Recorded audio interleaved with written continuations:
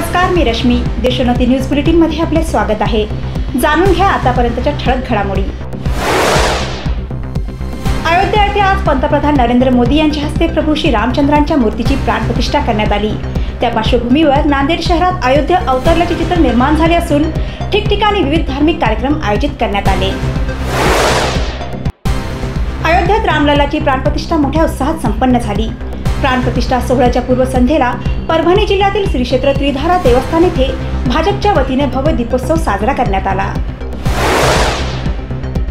मराठा आरक्षणाबाबत सर्वेक्षणासाठी जिल्हा प्रशासनाची जय्यत तयारी सुरू असल्याची माहिती नांदेड जिल्हाधिकारी अभिजित राऊत यांनी दिली. राम सीतारूपी शेतकरी दाम्पत्याचे पूजन करून शेतकऱ्यांच्या समस्यांकडे सरकारचे लक्ष वेधण्यासाठी लोकविकास संघटनेचे अनोखे आंदोलन. लोकविकास संघटनेचे संस्थापक अध्यक्ष गोपाल भालेराव व राधा भालेराव यांनी सपत्नीक शेतकरी दाम्पत्याचे पूजन केले. शेतकऱ्यांच्या समस्यांकडे लक्ष देण्यासाठी सरकारला सद्बुद्धी देण्याची प्रभू श्री रामांकडे प्रार्थना केली. श्रीराम प्राणप्रतिष्ठा सोहळ्यानिमित्त फुलांच्या किमती वाढल्या. नांदेड शहरात दररोज 50 रुपये किलो प्रमाणे विकला जाणारा झेंडू आज 150 ते 200 रुपये किलो प्रमाणे विकला जात आहे.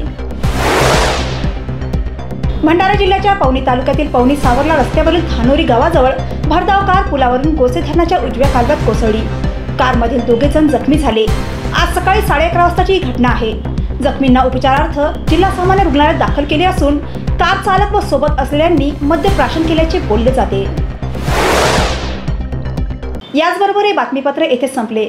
पुन्हा भेटूया नवीन घडामोडींसह. नमस्कार. ठळक घडामोडींसाठी देशोन्नती न्यूज चॅनलला सबस्क्राईब करा आणि बेल आयकॉन प्रेस करा.